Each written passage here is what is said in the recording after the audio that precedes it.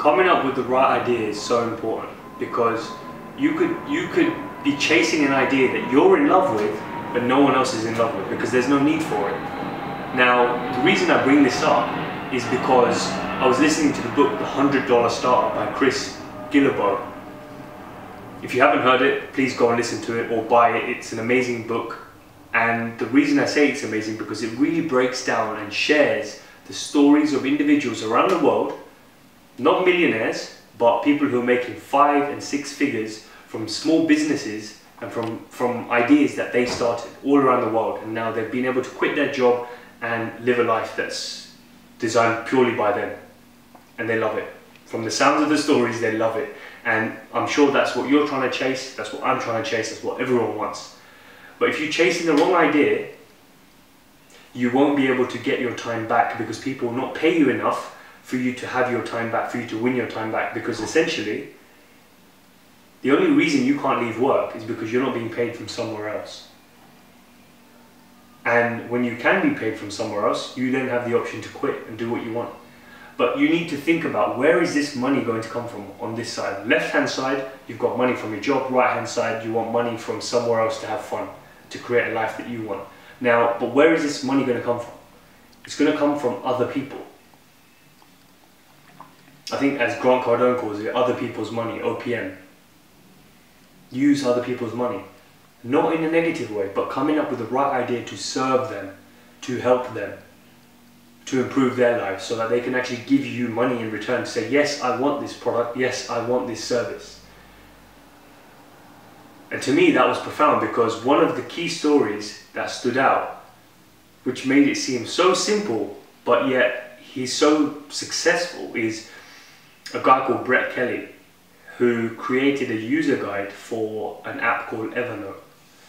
And most of you have probably heard of the app, and if you haven't, it's amazing. It's like notes, but on the iPhone, but on fire. Like, it's got so many more things you could do with it and keep track of, and create different notebooks for different subjects and different things, however you want to organize it. Now, what Brett Kelly did was that whilst he was using it, he realized there's actually no manual to show me how to make the most of this app. So after doing some research, he realized that there is a manual, but it's in all different languages, but not in English, and it's not a comprehensive one either. So he basically built his own guide to Evernote for himself, not for the purpose of making money, but he was like, right, I'm going to do it because it's going to help me. And then he realized, actually, I can make money out of this as well, because it's a gap in the market, and other people wanted to buy it from him. As he put it out there, he realized, all right, more and more people want to buy it from me, so this seems like a lucrative thing, and he turned it into 3 separate offers. So he's got like a basic one, an intermediate one, and an advanced one with like video training and stuff like that. And the funny thing is, it let him quit his job.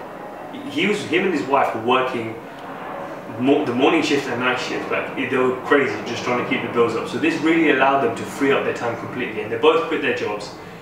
But the interesting thing is, Evernote actually heard about what he was doing and then wanted to hire him as a consultant.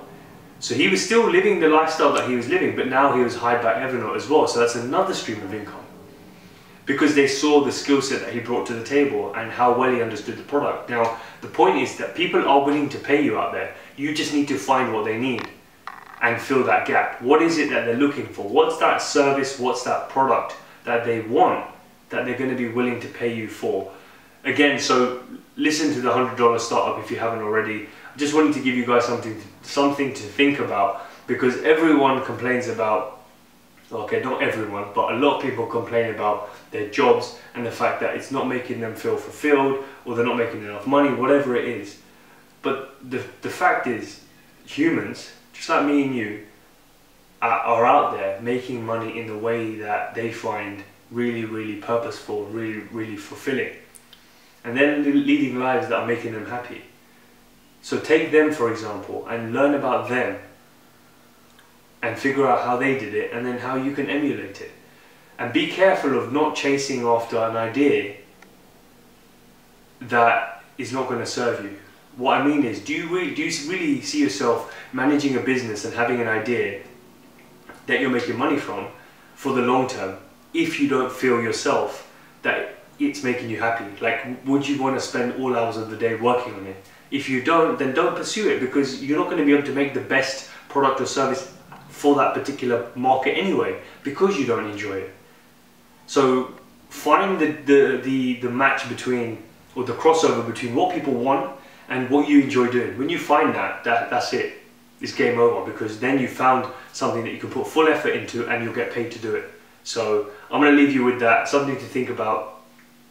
Remember, you're only one decision away from becoming a legend, just like all of these guys.